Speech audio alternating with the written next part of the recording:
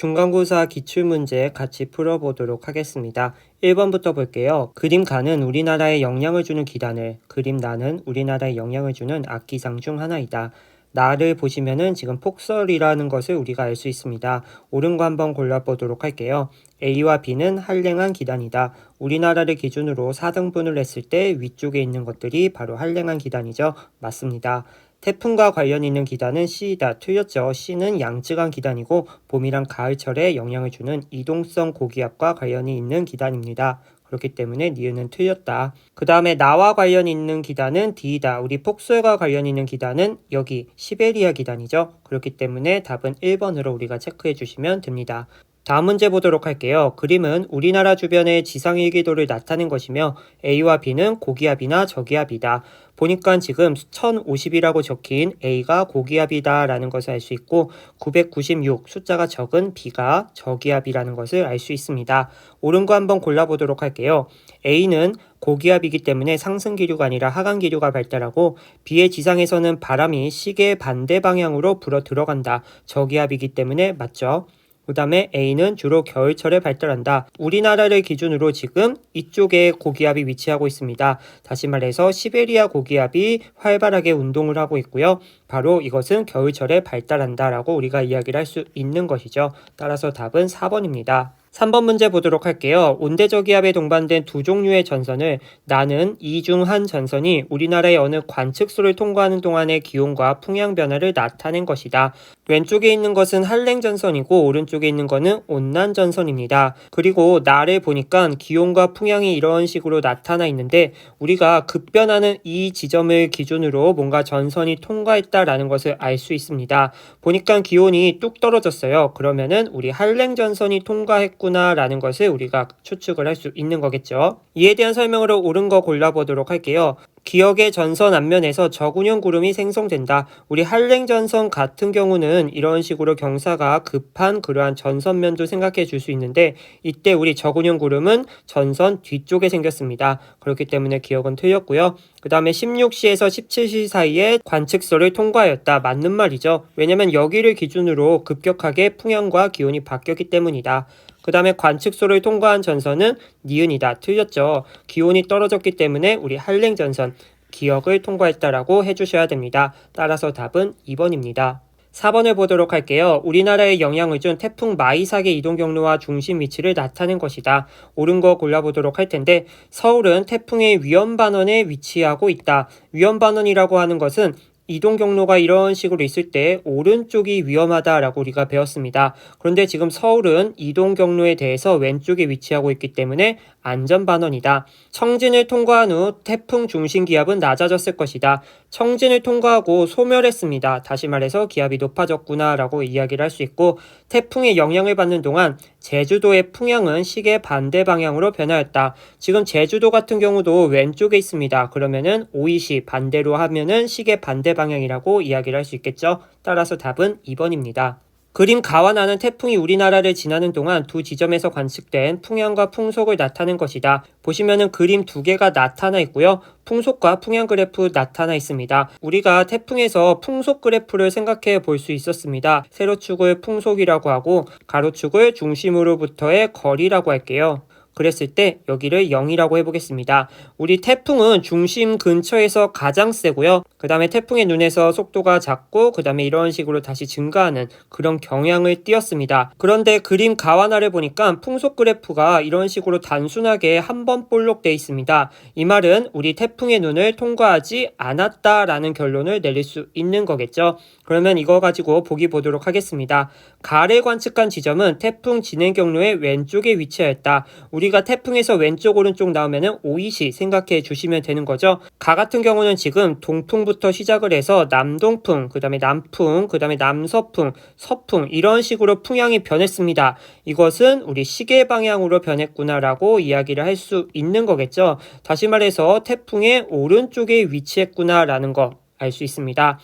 반면에 나 같은 경우는 지금 동풍부터 시작해서 동풍, 그 다음에 북풍, 북서풍, 서풍 이렇게 움직이고 있죠. 다시 말해서 반시계로 풍향이 변하였다. 그러면 이것은 왼쪽에 위치하구나 라는 것을 알 수 있겠죠. 그렇게 따지면은 우리 기억은 틀렸다. 그 다음에 나를 관측한 지점은 풍향이 시계 반대 방향으로 변했다. 맞는 말이죠. 그 다음에 가와 나에서 기압은 3시와 6시 사이에 가장 낮게 관측되었을 것이다. 우리가 그래프를 다시 그려보면은 이런 식으로 풍속 그래프 생각해 줬었고요. 여기에 우리 기압 그래프를 표현하면은 중심으로 갈수록 낮아지고 다시 이렇게 높아지는 거 우리가 생각을 할 수 있겠죠. 그런데 지금 가와 나 같은 경우는 태풍의 눈을 직접적으로 통과하지 않았습니다. 그러면은 눈 근처라는 거 우리가 알 수 있고요. 어쨌든 간 태풍의 그 눈 근처만 가도 기압은 이렇게 줄어들기 때문에 이 3시와 6시 사이에 기압이 가장 낮게 관측되었을 거라고 우리가 생각을 할 수 있겠죠.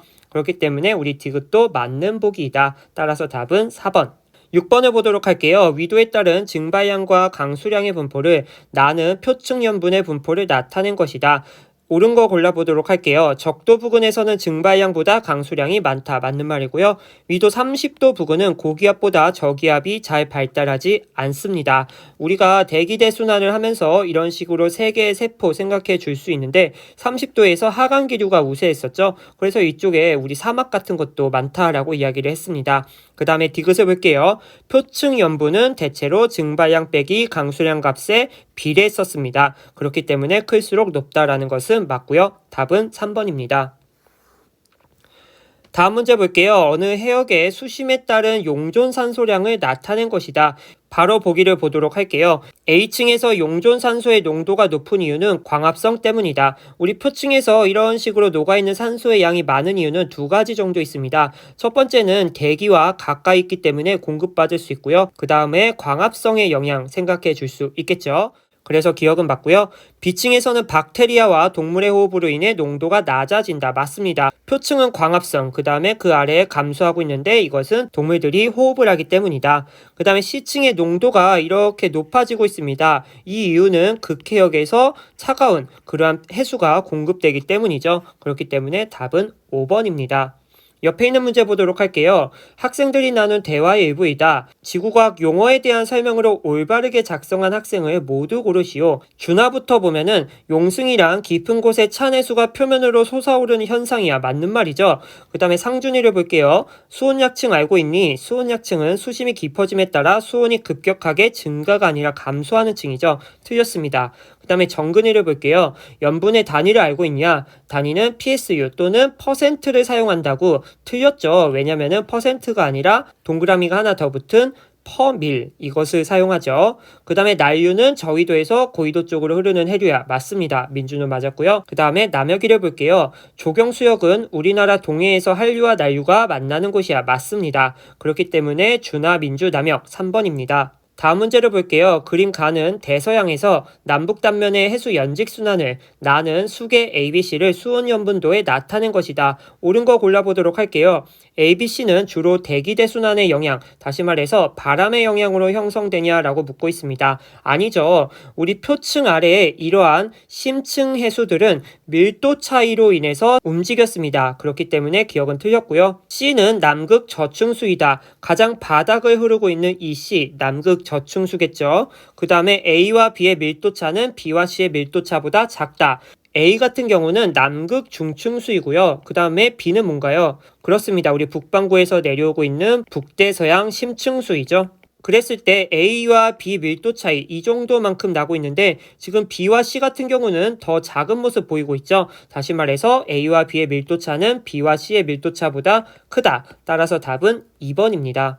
10번 보도록 할게요. 대기대순환의 모형을 나타낸 것이다. 바로 보기 보도록 하겠습니다. ABC 3개의 순환세포가 형성된 이유는 지구의 자전 때문이다. 맞는 말이죠. 지구가 자전하지 않았을 때 우리 대기대순환 하나의 이런 세포만 생각해 줄 수 있었습니다.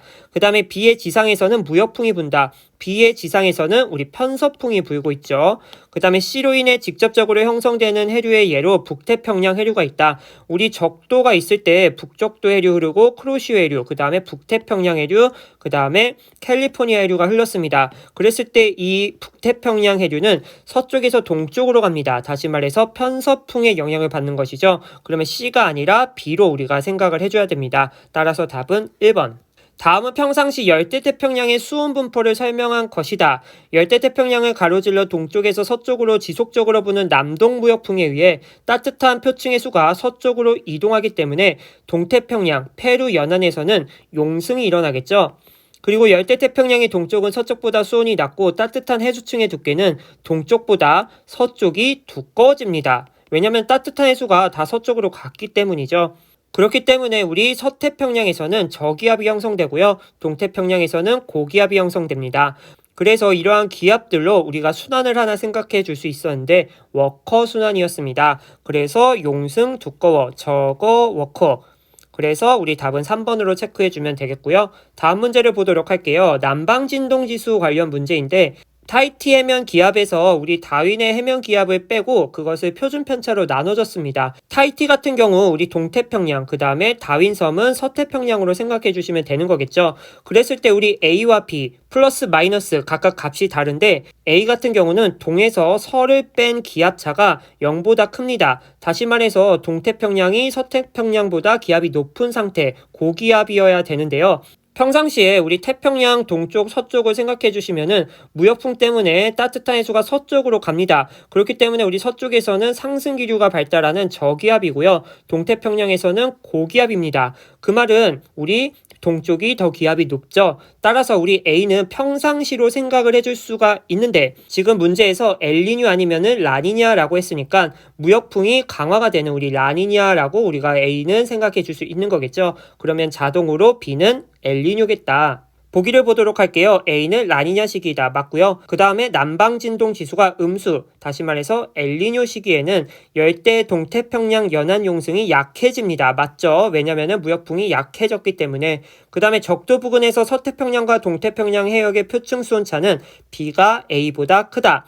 우리 평상시 수온을 한번 생각해 주시면은 동쪽과 서쪽이 있을 때 동쪽은 차갑고 서쪽은 따뜻했습니다. 그런데 엘니뇨가 발생하면은 반대가 되겠죠. 반면에 라니냐가 발생하면은 더 따뜻하고 더 차가웠습니다. 그랬을 때 이것들을 뺀 값은 더 따뜻한 곳에서 더 차가운 것을 빼야지 그 차이가 더 크겠죠. 다시 말해서 B가 A보다 큰 게 아니라 작다라고 해야 되는 겁니다. 따라서 답은 3번이다. 13번을 보도록 할게요. 그림 가와나는 현재와 미래 어느 시점의 자전축 변화를 순서 없이 나타낸 것이다. 현재 우리 지구의 상황을 보면은 근일점일 때 겨울이고요. 원일점일 때 뭡니까? 그렇습니다. 여름입니다. 그런 것을 우리가 찾아주면은 나가 현재라는 것을 알 수 있겠죠. 왜냐면 태양이랑 가까운 이 지점이 지금 북반구는 겨울이고 남반구는 여름, 그 다음에 멀리 있는 이쪽이 원일점인데 이쪽에서 북반구는 여름이기 때문이다.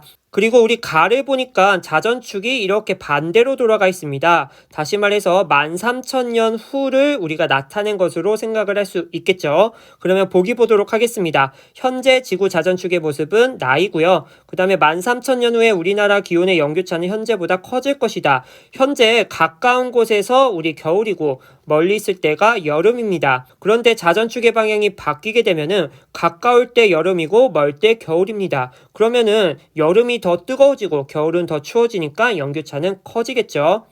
그 다음에 지구가 원일점에 위치할 때 39,000년 후 위도 38도 남반구 부근의 계절은 여름일 것이다. 우리가 26,000년이 죽이니까 39,000년은 26,000년에서 13,000년을 더해주면 되는 것이죠. 그러면은 한 바퀴 돌고 다시 반대 방향으로 갔으니까 가에서 우리가 해석을 해주면 되는 거겠죠. 그러면은 원일점일 때 남반구는 지금 여름입니다. 그렇기 때문에 우리 디귿은 맞고 답은 5번이다.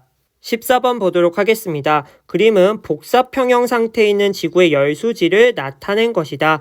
이에 대한 설명으로 옳은 거 골라보도록 할게요. 극지방의 빙하 면적이 감소하면은 A는 증가한다. 빙하는 우리 반사를 해주는 역할인데 이 빙하 면적이 감소하면은 지표에서 반사하는 이 A 값은 감소하겠죠. 그 다음에 D급부터 보겠습니다. 대기 중에 이산화탄소량이 증가한다라는 것은 온실 효과가 더 강력해진다라는 것이죠. 다시 말해서 대기에 흡수하는 이 백의 값이 커질 겁니다. 그러면은 대기에 흡수한 게 더 커지니까 대기에서 방출하고 있는 이 B의 값도 증가하겠죠.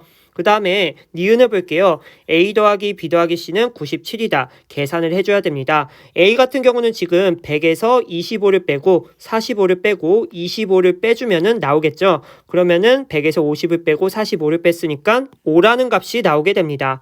그 다음에 우리 B를 볼게요. B는 대기가 방출하는 것 중에 일부인데 지금 대기에서 방출하는 것은 66이랑 B가 있습니다. 그러면 66 더하기 B가 대기에서 흡수하는 값과 같아야 되는데 지금 대기에서 흡수하는 것은 25, 그 다음에 8, 21, 그 다음에 100 이렇게 있습니다. 25 더하기 8 더하기 21 더하기 100 그러면은 154가 나오게 되고요. 154에서 66을 빼주면은 88이 나오게 됩니다. 이것이 바로 B의 값이다 라는 것이죠. 마지막으로 C를 구해볼 건데 C는 지표에서 나가는 것 중에 일부입니다. 우리 흡수되지 않고 나가는 이것을 대기의 창 영역이라고 했었는데 일단 지표로 흡수되는 것들 보도록 할게요. 45가 있고요. 그 다음에 여기 88이었습니다. 그러면은 45 더하기 88이 지표에서 나가는 거랑 똑같아야 되는데 지금 나가는 거를 보니까 8이 있고 21이 있고 100이랑 C가 있습니다. 이것을 한번 계산을 해줄게요. 좌변은 133이 나오고요. 그 다음에 129 더하기 C입니다. 그러면은 C의 값은 우리 4다라는 것을 알 수 있겠죠. 그러면 A 더하기 B 더하기 C는 97이다. 맞는 보기가 되죠. 그렇기 때문에 답은 4번이다.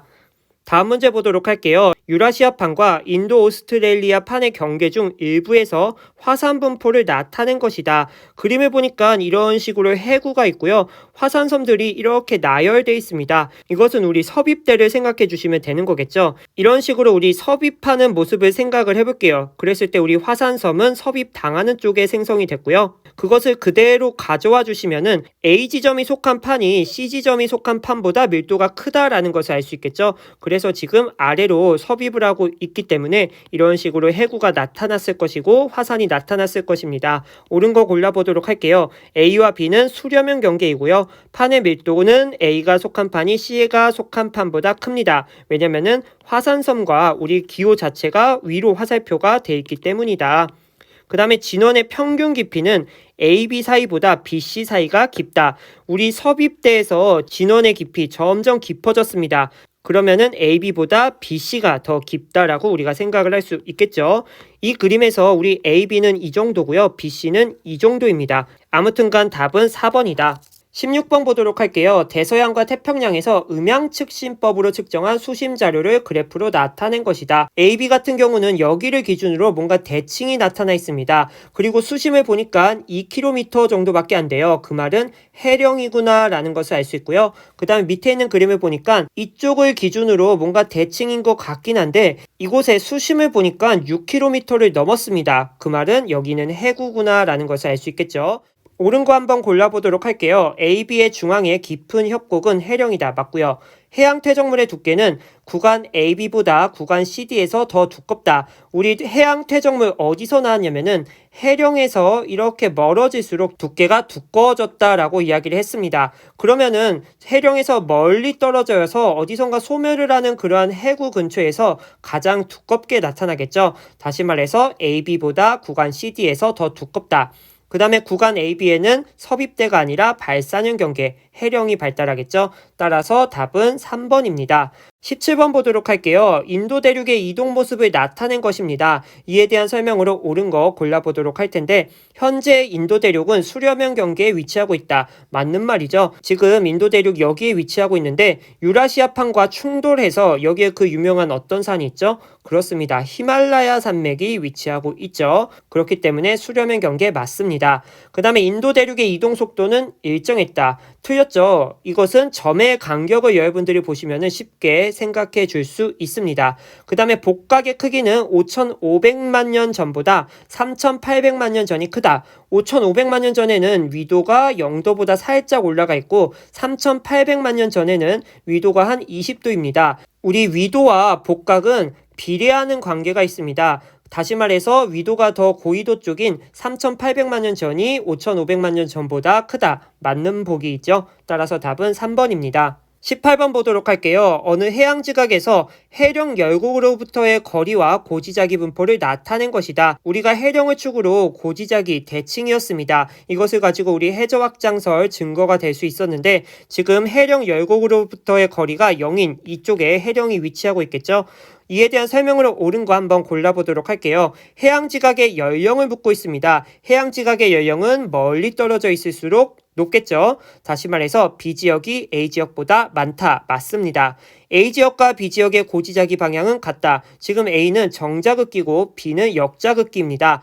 반대이겠죠. 그 다음에 지구 자기장의 역전 주기는 일정하지 않다. 맞습니다. 이것은 우리 줄무늬의 간격을 보시면 되겠죠. 따라서 답은 3번이고요. 다음 문제 보도록 할게요. 플룸 문제입니다. 옳은 거 골라보도록 할 텐데 A는 차가운 플룸이고 B는 뜨거운 플룸이다. A는 내려오고 있고 B는 올라가고 있죠. 맞습니다. 그 다음에 판 내부에서 일어나는 화산활동을 설명할 수 있다. 맞는 말이죠. 우리가 판 구조론을 가지고 지진 화산활동 잘 이야기를 하다가 하와이 같은 특이한 지점을 설명하는데 막혔습니다. 그래서 이것을 설명하기 위해서 외핵과 멘틀 경계에서 뭔가 뜨거운 물질이 올라오는 플룸이라는 것을 가지고 화산활동을 설명했었죠. 그렇기 때문에 우리 니은은 맞는 보기고요. 그 다음에 A의 밀도, 차가운 플룸이 뜨거운 플룸보다 밀도가 크기 때문에 아래로 내려가겠죠. 따라서 답은 3번입니다. 20번 보도록 할게요. 초대륙의 형성과 분리를 나타낸 것이다. 우리 대륙은 과거부터 현재까지 합쳐졌다 분리되었다 계속 반복을 했습니다.